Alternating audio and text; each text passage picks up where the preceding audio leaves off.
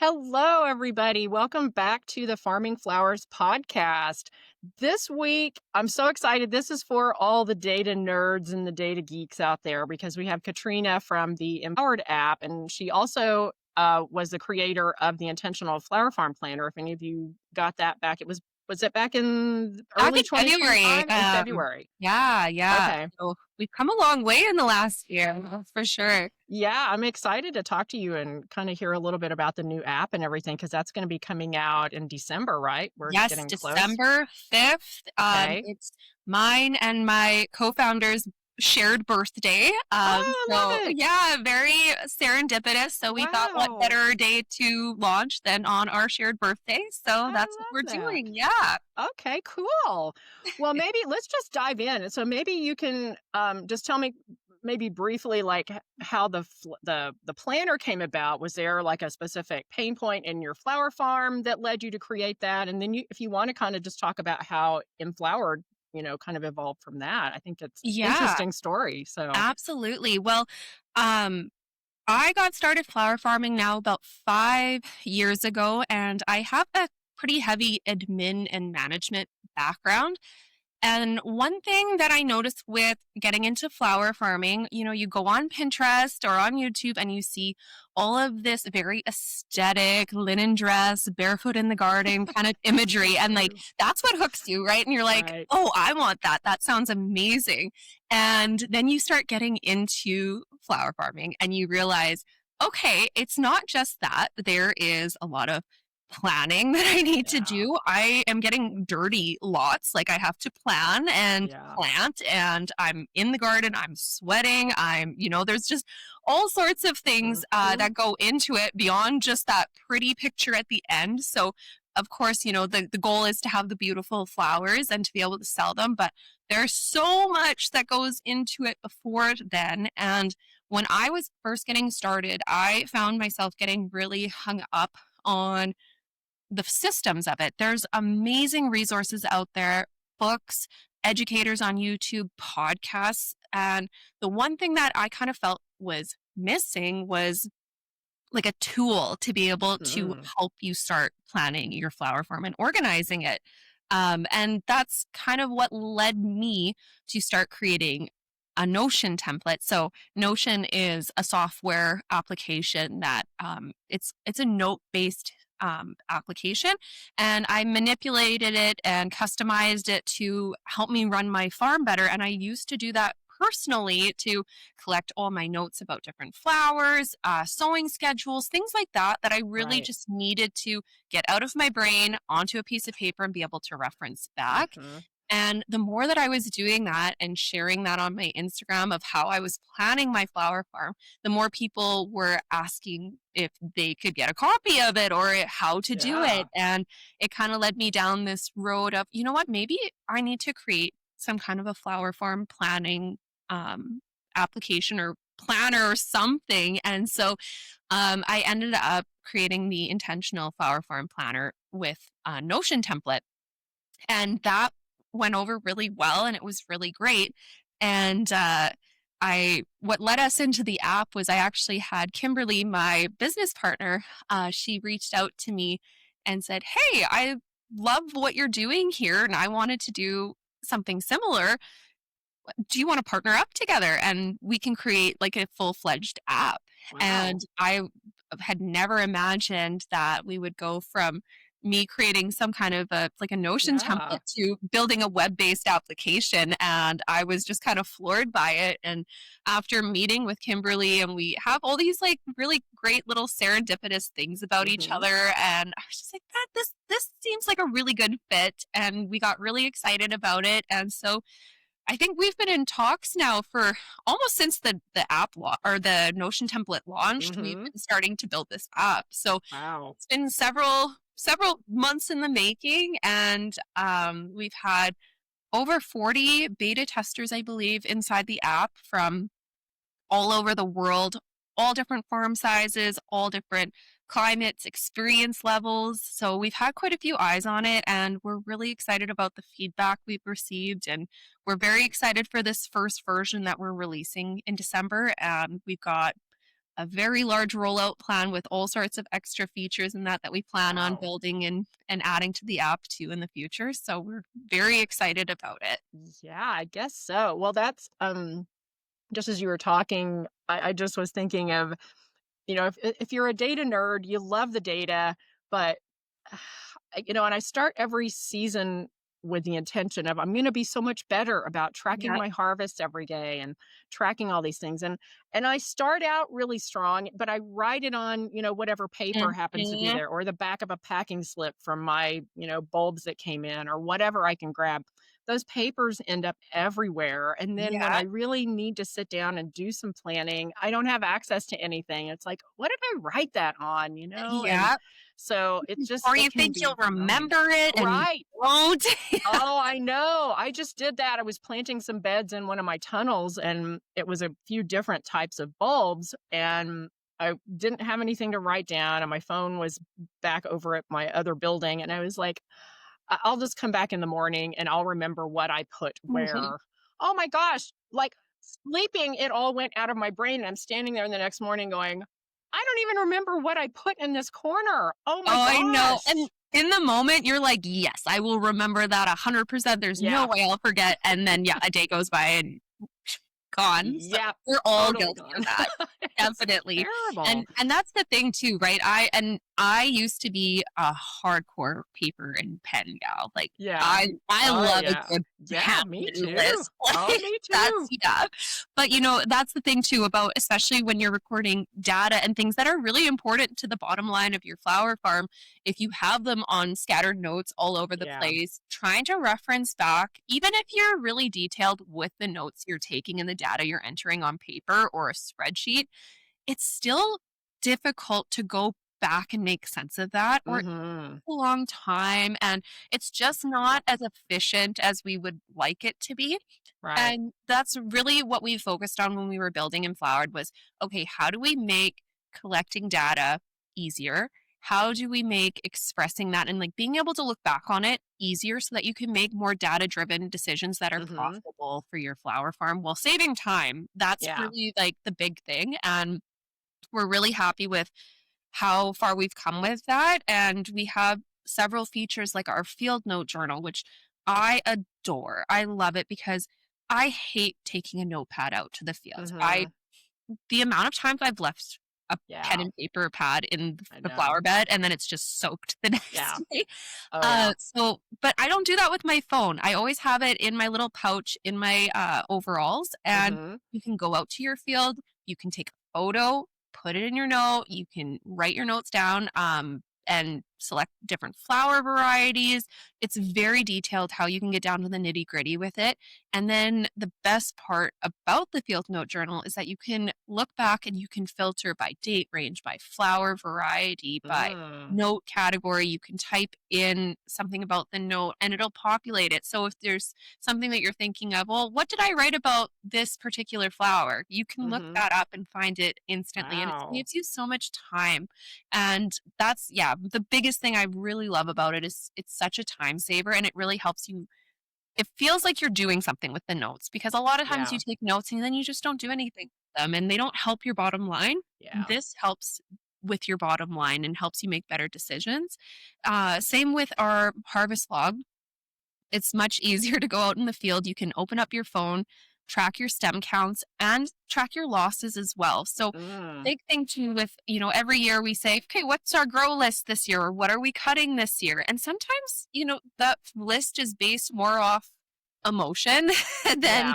than your profitability. And it can be hard if you don't have a data log to look back on and see how things actually performed. So you might Mhm. think that your Sahara Rudbeckia did really well, but when you put the stem counts against the losses, you didn't do as well Mm. as you thought you did. So maybe that's a flower that you would have kept in your grow list. But when you look back on the data, you realize, nope, that one can go or it stays or whatever. So that's another way that we're trying to make data just easier to log and easier to reference back on because I mean like data's not it's not sexy to talk about, Right. and it's not the most fun part about flower farming, but it is one of the most crucial parts and we've tried to develop it in a way that makes that process really easy and kind of fun to look back on and see how Yeah. things performed.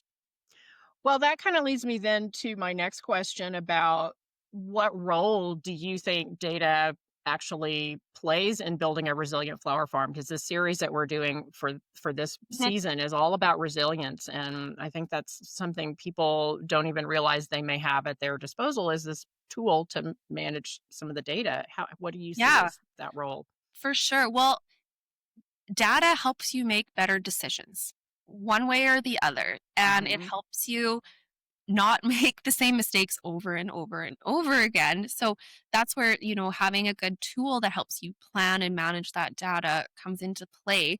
Because especially with flower farming, like my co founder was saying earlier in our meeting, if you need sunflowers tomorrow, you can't just plant them and they're here tomorrow, Hmm. right? And it was such a good Right. point. There's just, especially in this industry, you have to work your way backwards and plan from there. And if you missed a sowing, you might have gaps in your crop plan, which means Yeah. you might have gaps where you're harvesting, and maybe you needed a very specific type of flower for a wedding or an event Yeah. or whatever it is. And that's where the planning really comes into play, and it's so crucial with flower farming. Or maybe you needed to place a tuber order and then you forgot about your tuber order, and now the varieties that you wanted are sold out. Hmm. There's so many little things like that with flower farming that you really do need to plan for and be prepared for, Hmm. or else it can really affect your production over the spring and summer and fall months. So that's kind of how Enflowered helps with that, is to let you record all those things so you can sit down and say, I know I need to place a tuber order here. I need to place a bulb order here. I need to make sure my annual Yeah. seeds are ordered by this date. And then from there, you can plan your sowing schedule. And it's just getting everything that's in your brain out on paper so you can see what tasks are ahead. Hmm. Yeah, that's so important. Do you have any maybe a good example of something that a decision maybe that you made or a choice that you made that you were able to look back at data you already had and you could Yeah. analyze that and it helped you Yeah, make the decision? absolutely. So here I'm in Saskatchewan, Canada, and we have thrips really, Ah, really bad we do here. too. And for the first few years that I had started flower farming, I knew that they were going to arrive, but I just had never really recorded, when it would happen. And then it would just be devastating when they'd Right. arrive. And so last season, I recorded that they arrived around July 20th. Mm. And that's kind of where we hit our heat wave in Saskatchewan. So this season, I had that data to look back on and I thought, okay, I can anticipate the thrips are going to hit around July 20th. What can I do to prepare? So I had ordered some beneficial nematodes and some Yep. parrot bugs and a couple other things. And I had things ready to go for when they hit so I could be proactive instead of Mhm. reactive, especially when it comes to pests, because they can really damage your crops and then Yeah. it can affect your sales. And I mean, also just it's so frustrating to deal with, and it can blindside you. So just I felt Yeah. way more prepared, and I mean they still hit and I still had to deal with them, but I felt way more in control when they did hit, and I felt like I was making some progress with them. So that is one example of being able to prepare for the next season based on last year's data, and it worked out really well that way. Yeah, that's a good idea actually to I mean that makes perfect sense that you would start tracking when the pests arrive because we also have really bad thrips here. It's one of Mhm. our worst pests and I sort of just keep it in my brain of like, "Oh yeah, I need to sort of prepare for those." But that's a good idea to maybe just put a trigger in your calendar or in your planner or something that they're going to be here, they are Yep, and count back from that to get your plan of attack ready to absolutely. go. And especially if you Ugh. live somewhere rural, sometimes it's harder to get Mhm. in a timely manner where True. especially like I live in the middle of Canada, so our beneficials take several days to get here. And if you Mm. cut off, it could be a whole week later. So that's Yeah. another reason why I loved having that in my calendar was that I knew to order them ahead of time so that I Yeah. wasn't having to wait an extra week where they were just causing devastation and Mhm. reproducing and causing Ugh, more issues for me down so the line. fast. If Right. anybody dealt with thrips, they know the pain of dealing with them, and Ugh, they're yeah. awful. They are awful, and they're so tiny, you don't even know you have them really, Oh, I until know. it's too late, until they really, have already Yeah, made a huge and infestation. that's another thing too with Emflowered is that you can create recurring tasks that say Mm, weekly pest like a scouting. You reminder, go in the yeah. field and check everything out. Make sure if you have any pests or beneficials. I track that really well with my field note journal of when beneficials arrive and when beneficials leave or Mm, why they've left, when pests arrive, mhm. when pests leave, and it just really gives you a better idea of how your season's gonna go and what you can anticipate for sure. Do you guys have aphids too? Do you get those? You know, we get them a little bit here. I've dealt with Oh. them a bit, but they're not nearly as bad as the thrips. The thrips are just a whole 'nother story.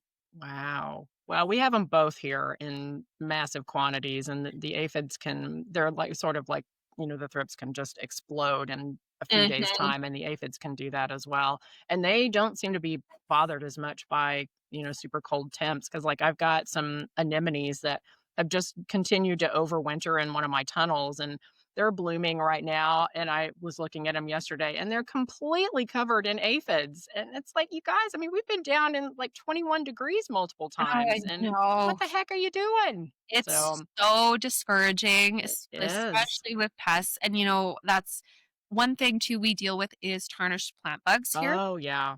And they wreaked havoc on my zinnias a couple of years ago, Mm. and one thing I found was that they seemed to love my amaranth more than my Oh, zinnias. really? Last year, I ended up planting way more amaranth, and Ah. I will say my tarnished plant bug population increased, but they left my zinnias alone for the most. So, Wow. that's one thing that I've done Nice. now is planting as a trap crop around the perimeter Mhm. and being able to, again, Mm. look back on that and say, "Yeah, that worked. I'm gonna do that again and duplicate that success." So, Oh, that's yeah. great. Yeah. We get those too, not to a big extent, probably like you are getting them, but that is a good idea to do something that with the trap crops. I do that just unintentionally sometimes. Yeah. I find a pest is all over something, and I'm like, I didn't know they really like that. But if it kept them off of my, ranunculus or whatever, then more power Yeah. to them. Let Yeah. them eat the trap crop. So, Yeah, I mean, it's really great to be able to use that then and experiment for next season, mhm. if that happens again, and if it, helps the things that you don't want Yeah. for sure. Right, absolutely. Um, well, so let's maybe as we're kind of wrapping up a little bit, I'm trying to keep these little cute mini pods, little shorty shorts. So what do you see like for the future in flower farming? What what do you see as technology playing a role in how we run our flower farms? What do you think is going to happen? Well, I think, it's just again, flower farming is so physically labor intensive and having technology that's built for flower farmers, by flower farmers. We've talked with so many flower farmers. We have so much data and feedback, and we're really just trying to we want to keep evolving the app in a way that is helpful and beneficial. And in that regard, AI is Mm, so popular right now. It's here to stay, right. and it's not something we currently have in the app, and we won't for our initial launch, but it is something that we are in talks about and we're very excited about for ways to incorporate AI in a way that makes sense, that Hmm. could give you more personal advice and data for your flower farm and your climate so that you can, again, it's all about making better decisions and being able to get information more efficiently and being able to take that data that you've recorded and act on it in a way that's going to benefit your farm. So, again, very, very excited about the potential that AI has, and we are working to build that out and introduce that hopefully fairly soon. So, Wow, that's kind of it's if you think about the big picture of it, farming is such a, hands-on, we're in the dirt, it's kind of just the basic of all basics. And then to have AI, which is it Yeah. seems like almost at the extreme opposite end of that, coming in and playing a role in Yeah. farming. That's really Right? Yeah, it doesn't seem like they would go together, but I yeah. the last thing you really wanna do once you're out in the field all day digging and doing all sorts of hands-on labor is to come and sit on your computer for hours on end to Yeah. try and track data and all sorts of stuff, so Mhm. that's really what we're trying to do is, you have your phone out there with you Right. and you can kind of record as you go, make notes as you go, so then you're not having to store Yep. that all in your brain and then get it out at the end of the day, and, it's because 'cause you're never gonna remember everything like we've Nope. we've mentioned before, so we just want you've got your phone on you anyways, let's make it Yeah. easy to be able to record that data, and then hopefully down the line, we have something with AI that can help with that even further, so just Wow. taking more of that mental load away because you are already doing so much on your Mhm. flower farm physically, Right. you don't need to tax yourself Right. every which way. That's kind of Yeah. the goal for sure. Yeah, that's exciting. Well, I can't wait to see what happens with the app, and I'm really excited to see the launch coming up really soon. I think we can put. Do you have like a wait list or something that people could Yeah, yeah, sign we up do. for? Okay, I'll get the link from you and I can put it down in the show notes if anybody's Amazing. interested in getting on the wait list for this. I do have the planner. I was one of the first ones to buy the planner because I was so excited and started diving in and started getting my info, and then the season hit, and then Mhm. there was no time to do anything. So there the planner does have a lot of, I mean, it sounds like it's probably going to be pretty similar with what you're developing for Yes. Emflowered, all the different places you can track data. And it's, not everybody cares about the same kinds of things to track. So I think that's the beauty of it is, if you customize it to the things that are important to you, like some farmers really want to know specific stem counts on everything. And Yep. um, that sort of works for me. I kind of try to keep track of that, but I think there's other stuff that I think I would be more interested in sort of in helping my crop planning. And I love that the loss too. I think that's something people don't really track and they should. Mhm. Yes. So, Well, and just flower farming in general is so nuanced. Everybody does it a little bit yeah, differently. Everybody's right. farm size is a little bit different. Climate's a Right. little bit different. So we've Mhm. really tried to tackle that with how we built the app to accommodate all of those nuances as much as possible because we didn't want to have a super rigid app that you had to change the way that you do everything in order to use. Mhm. So that Yeah. was really our goal. And yeah, you're totally right. There are features that, some flower farmers are going to love and some Mhm. might not use. For example, we have bouquet recipes available inside the app. And Mhm. we were overwhelmed with how many people were like, really into having bouquet recipes where you can take Yeah. photos of your bouquets, put the ingredient list, the pricing, all sorts of things. Wow. Like lots of people loved it. And Mm. then, yeah, there's other people who are like, yeah, I don't know if I would track specific varieties, but maybe I want to track Yeah. my zinnias for my harvests. And